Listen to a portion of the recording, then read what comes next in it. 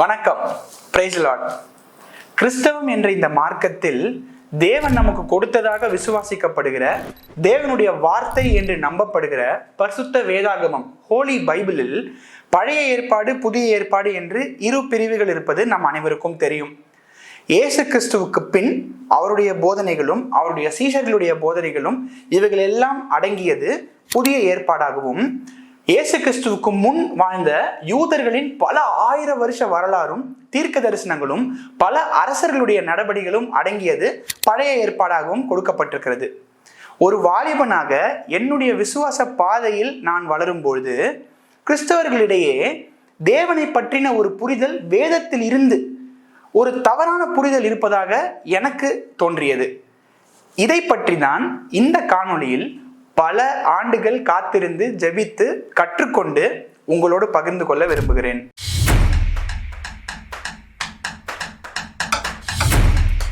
பழைய ஏற்பாட்டில் தேவன் ஒரு தனி நபரையோ கூட்டமான மக்களையோ கொலை செய்தாரா அல்லது இஸ்ரவேல் மக்களிடம் கொல்லும்படி சொன்னாரா?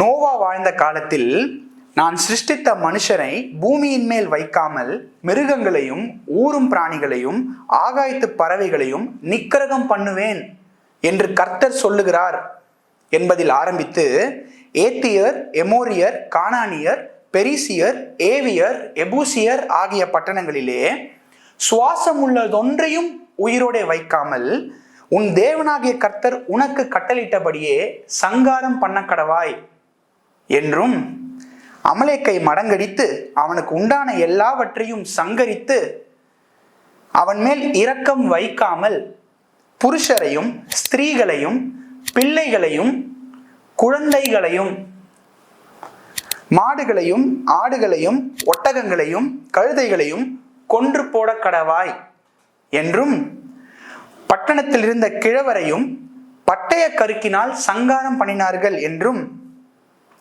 குழந்தைகளில் எல்லா ஆண் பிள்ளைகளையும் புருஷம் யோகத்தை அறிந்த எல்லா ஸ்திரீகளையும் கொன்று போட கடவாய், புருஷம் யோகத்தை அறியாத எல்லா ஸ்திரீகளையும் உங்களுக்காக உயிரோடே வையுங்கள் என்றும், இப்படி பல இடங்களில் பல காலங்களில் வன்முறை மூலமாகவும் போர்கள் மூலமாகவும் இயற்கை உபாதைகள் மூலமாகவும் நேரடியாகவோ தன் ஜனங்களை கொண்டோ தூதர்களை கொண்டோ கொத்து கொத்தாக மக்களையும் மிருகங்களையும் சிறு பிள்ளைகளையும் குழந்தைகளையும் தேவன் கொலை செய்திருக்கிறார் என்று நம் பரிசுத்த வேதாகமம் கூறுகிறது.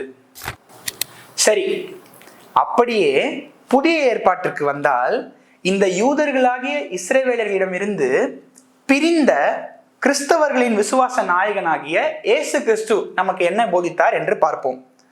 பட்டயத்தை எடுக்கிற யாவரும் பட்டயத்தாலே மடிந்து போவார்கள் என்று வன்முறையை கடினமாக சாடினார். என் ராஜ்யம் இவ்வுலகத்திற்குரியதல்ல, அப்படி இருந்தால் நான் யூதரிடத்தில் ஒப்புக் கொடுக்கப்படாதபடிக்கு என் ஊழியக்காரர் போராடி இருப்பார்களே என்று கூறியதன் மூலம் பழைய ஏற்பாட்டு யூதர்களின் வழக்கமாகிய பட்டயத்தினால் தாக்குதல் நடத்தும் முறைக்கும் எனக்கும் எந்த சம்பந்தமும் இல்லை என்பதை உறுதிப்படுத்தினார். ஏன், யாக்கோபும் யோவானும் இயேசுவின் இடத்தில் இந்த எதிரிகளை எலியாவை போல வானத்திலிருந்து அக்கினியை இறக்கி கொன்று போடுவோம் என்று கூறும்போது, நீங்கள் இன்ன ஆவியை உடையவர்கள் என்று அறியாதிருக்கிறீர்கள் என்று கூறியதன் மூலம் பழைய ஏற்பாட்டில் நீங்கள் தேவனை பற்றி புரிந்து வைத்ததற்கும் என் மூலமாக தேவனை தெரிந்து கொள்ளப் போவதற்கும் பல வித்தியாசங்கள் உள்ளது என்பதை தெரியப்படுத்தினார். மேலும் பல இடங்களில் நாம் எப்படி வன்முறை இல்லாமல் யாரையும் தாக்காமல் அனைவரிடமும் சமாதானமாகவும் அன்பாகவும் வாழ வேண்டும் என்று இயேசு கிறிஸ்து போதித்திருக்கிறார். இது அனைவருக்கும் தெரிந்ததே. எப்படி ஒரே தேவன் 1000 வருஷங்களாக ஜனங்களை வன்முறை நிறைந்த ஒரு வாழ்க்கை முறையில் நடத்திவிட்டு பின்பு அவருடைய சொந்த குமாரனை அனுப்பி இனிமே யாரும் தாக்க வேண்டாம், யாரையும் துன்புறுத்த வேண்டாம், எல்லோரும் அன்பா இருக்க வேண்டும் என்று கூற முடியும்? நேற்றும் என்றும் என்று மாறாதவர் என்று நாம் கூறுகிறோம் அல்லவா? அப்படிப்பட்ட தேவன் எப்படி இப்படி வெளிப்படையாக மாற்று கருத்துக்களை கூற முடியும்? இந்த கேள்விகளுக்கெல்லாம் போதகர்கள், ஊழியர்கள், விசுவாசிகள் என்னென்ன பதில்கள் வைத்திருக்கிறார்கள் என்று பார்ப்போம். முதலாவது பதில், பழைய உடன்படிக்கை வேறு, புதிய உடன்படிக்கை வேறு. பழைய ஏற்பாட்டில் தேவன் பல கட்டளைகளையும் பல விதிமுறைகளையும் தந்து பரிசுத்தமான ஒரு சந்ததியை உருவாக்கி அசுத்தமானதை எல்லாம் அழித்து தான் எப்படிப்பட்ட தேவன் என்பதை காண்பித்து இந்த உலகத்திற்கு இயேசு கிறிஸ்துவை அவர்கள் மூலமாய் தந்து இந்த உலகத்திற்கு ரட்சிப்பை தந்தார். இது புதிய உடன்படிக்கை. இனி நாம் புதிய உடன்படிக்கை மற்றும் விசுவாசித்தால் போதும், பழைய உடன்படிக்கையை பின்பற்ற வேண்டாம் என்று கூறுகிறார்கள். இது எப்படி சரியாக இருக்க முடியும்? இயேசு கிறிஸ்து மூலமாய் அன்பை கற்றுக் கொடுக்க போகிறோம், மன்னிப்பை கொண்டு வர போகிறோம் என்று அறிந்த தேவன் பல ஆயிரம் வருஷங்களாக தன் ஜனங்களை வன்முறையில் நடத்துவாரா? பல லட்சம் உயிர்களை கொல்லுவாரா? கிழவர்களையும் பிள்ளைகளையும் குழந்தைகளையும் வெட்டி போடுங்கள் என்று சொல்லுவாரா? அப்படிப்பட்ட ஒருவரை எப்படி உலக மக்கள் ஆராதிக்க வேண்டும், நேசிக்க வேண்டும் என்று நாம் கூற முடியும்? மற்றொரு பதில், தேவன் நீதியுள்ள நியாயாதிபதி. அவர் அந்த ஜனங்களை கொலை செய்திருந்தால் அதற்கு பின் பல காரணங்கள் இருக்கலாம் மற்றும் அவர்களுக்கு பல வாய்ப்புகளை அவர் தந்திருந்தார். அவர்கள்தான் தேவனுக்கு அடிபணியாமல் தங்கள் அழிவை தானாகவே வர வைத்துக் கொண்டார்கள். மேலும் பயங்கரமான பிசாசின் பிடியிலிருந்து குழந்தைகள் உட்பட அரக்க குணம் நிறைந்தவர்களா இருந்தார்கள். அவர்களை உயிரோடு வைத்திருந்தால் இந்த உலகத்திற்கு பல பிரச்சனைகள் வந்திருக்கும். இதெல்லாம் தெரிந்ததினால்தான் தேவன் தன் ஜனங்களை வைத்து அந்த குழந்தைகள் எல்லாம் கொன்று போட்டார். இதை கேள்வி கேட்பதற்கு நமக்கு தகுதி அல்ல என்று கூறுகிறார்கள். சரி, ஒருவேளை அப்படிப்பட்ட பேய் குணம் கொண்ட குழந்தைகளை கொன்றுதான் தீர வேண்டும் என்று தேவன் நினைத்திருந்தால், நோவா காலத்தில் செய்தது போலவோ சோதோம் கொமோராவில் செய்தது போலவோ இயற்கை உபாதைகள் மூலமாய் அவர் அந்த ஜனங்களை அழித்திருக்க கூடும். அதுவே கொலைதான்.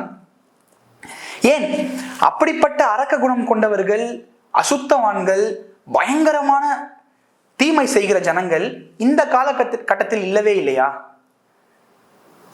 இப்பொழுது அப்படிப்பட்டவர்களை மன்னிக்கும், இப்பொழுது அப்படிப்பட்டவர்களை நேசிக்கும் தேவன், திருத்தும் தேவனால் அப்பொழுது அதையெல்லாம் செய்ய முடியவில்லையா? பட்டயத்தினால் சங்கரிக்கத்தான் முடிந்ததா? என்ன நீ ரொம்ப தப்பா பேசுற, கடவுளையே கேள்வி கேட்கிற, பைபிளே தப்புன்னு சொல்றியா? கடவுள் என்ன பண்ணாலும் அதுக்கு பல ஆவிக்குரிய காரணம் இருக்கும். நீ சும்மா இந்த மாதிரி கேள்வி எல்லாம் கேட்டுட்டு இருக்காத. பைபிள் ஒழுங்கா படி, ஒழுங்கா பிரேயர் பண்ணு, கடவுள் உனக்கு இதெல்லாம் கற்றுக் கொடுப்பாரு. நீ கடவுளையே அகைன்ஸ்டா நீ பேசிட்டு இருக்காத. அதான் புதிய ஏற்பாட்டில் இயேசு கிறிஸ்து எல்லாத்தையும் அன்பா மாத்திட்டாருல, தேவன் எல்லாத்தையும் மன்னிச்சிட்டாரு, நம்ம பாவத்தெல்லாம் மன்னிக்கிறாருல, நம்மளை கொல்றது இல்லைல்ல. இப்போ தேவனோட உண்மையான மனசு இப்போ உனக்கு புரிஞ்சிச்சுல, அப்புறம் எதுக்கு நீ பழைய பாட்டெல்லாம் கேள்வி கேட்டுட்டு இருக்க அப்படின்லாம் நீங்க சொல்றது எனக்கு கேட்குது. நான் சொல்ல வர்றது என்ன அப்படின்னு சொல்றதுக்கு முன்னாடி சில விஷயங்களை தெளிவுபடுத்த நான் விரும்புகிறேன். இந்த விஷயங்களை பத்திலாம் கிறிஸ்தவர்கள் கிட்ட நான் பேசும்போது, பைபிள் படிச்சவங்க கிட்ட நான் டிஸ்கஸ் பண்ணும்போது ஒரு விஷயம் எனக்கு புரிஞ்சுது.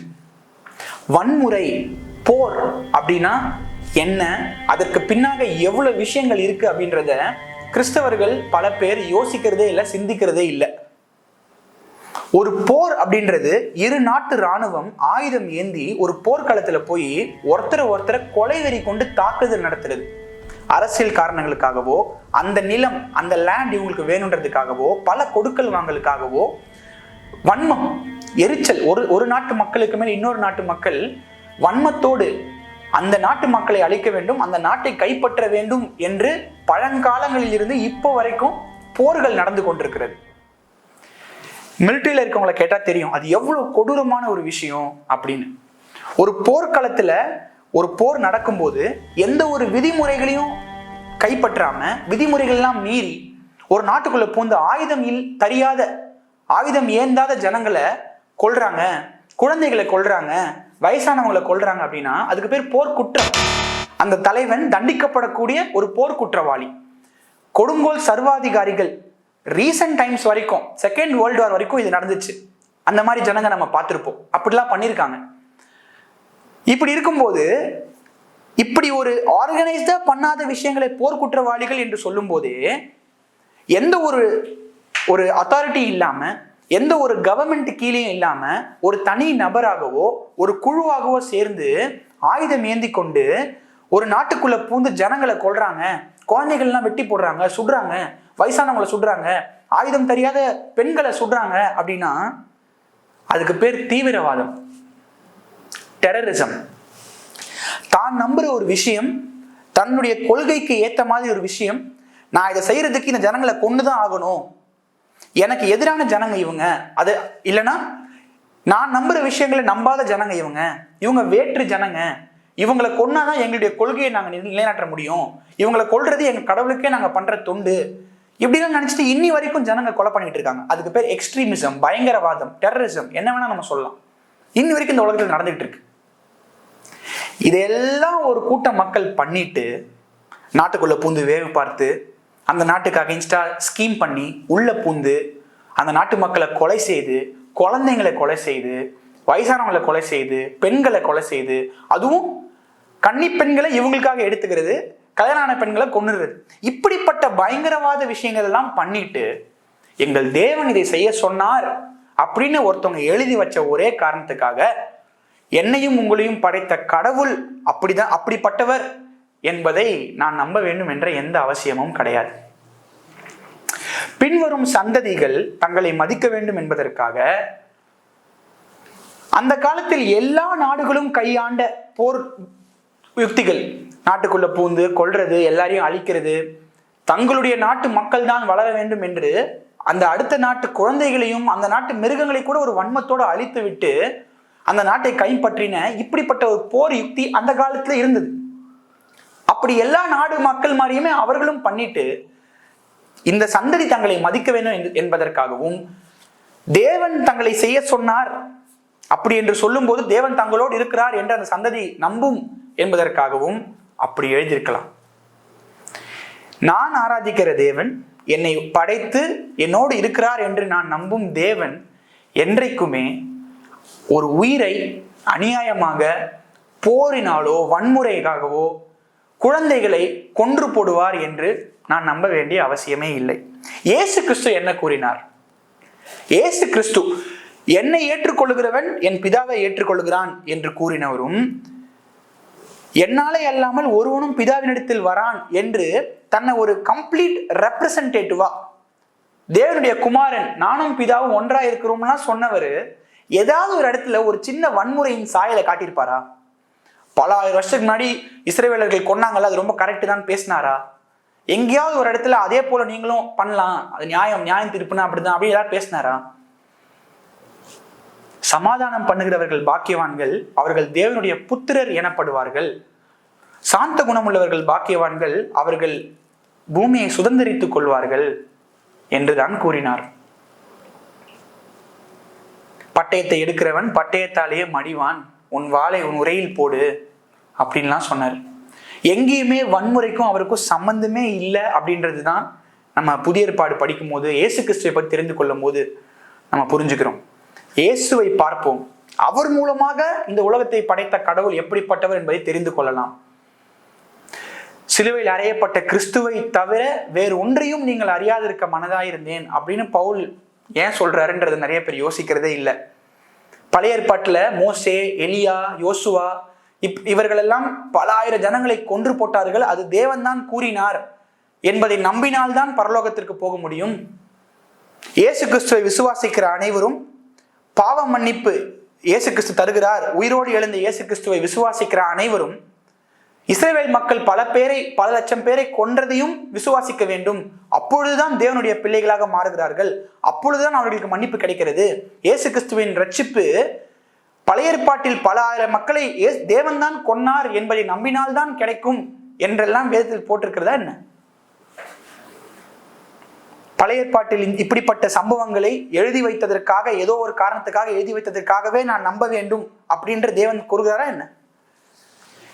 இப்பொழுதும் கிறிஸ்தவர்கள் பழைய ஏற்பாட்டிலிருந்து ஒரு போதகர் ஒரு சர்மன், ஒரு மெசேஜ் எடுக்கிறார் அப்படின்னா, ஏதோ ஒரு காரணத்துக்காக எரிகோ கோட்டையை தகர்த்த தேவன், செங்கடலை பிறந்த தேவன்றதை கொண்டு வந்து புதிய ஏற்பாட்டில் இருக்கிற இயேசு கிறிஸ்துவின் கூட்டு வந்து, இப்படிதான் உங்க வாழ்க்கையிலும் பிரச்சனைகளை, பாவங்களை, உங்களுடைய ஆபீஸ்ல இருக்கிற பிரச்சனைகளை, உங்க வாழ்க்கையில் இருக்கிற பிரச்சனைகள், குடும்பத்தில் இருக்கிற பிரச்சனைலாம் இயேசு கிறிஸ்து சரி பண்றாரு அப்படின்னு ஏதோ ஒரு காரணத்துக்காக இணைத்து ஆவிக்குரிய விஷயங்கள் இருக்கு, பழைய ஏற்பாட்டில் அப்படி பண்ணாருன்னா அதுக்கு ஒரு ஆவிக்குரிய விஷயம் இருக்குன்னு சொல்லி ஏதோ சொல்லி இணைச்சிட்டு இருக்காங்க.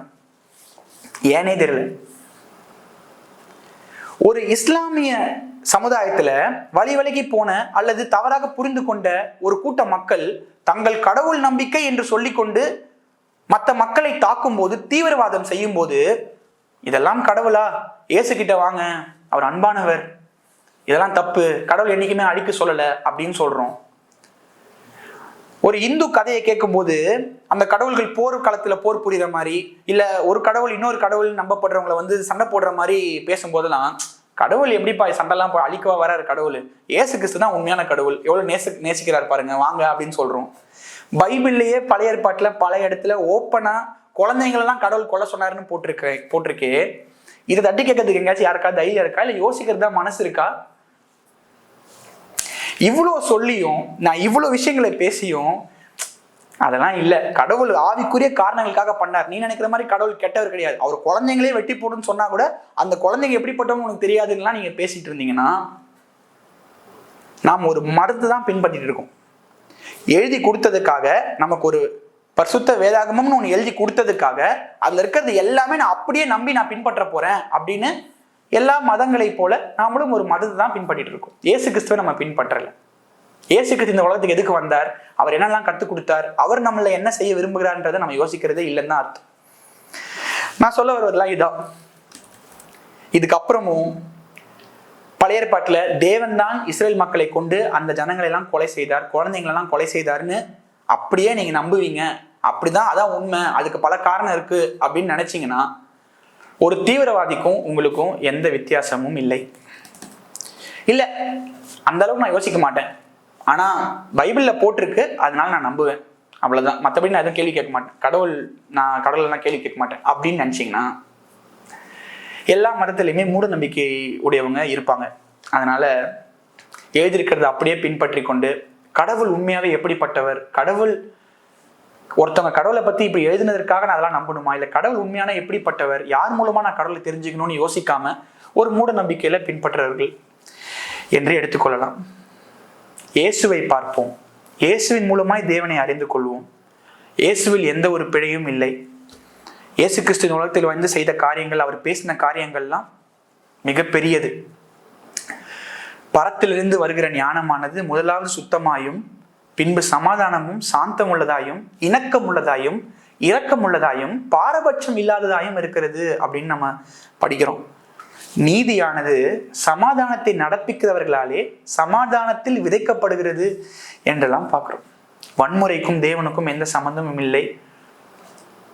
உண்மையிலேயே நம்மை படைத்த தேவன், கடவுள், இறைவன் ஒருவர் இருப்பாரானால், அப்படி இருக்கிறார் என்று நம்ம விசுவாசித்தால் குழந்தைகள் எல்லாம் அவர் கொன்று போட்டிருக்க மாட்டார். நன்றி.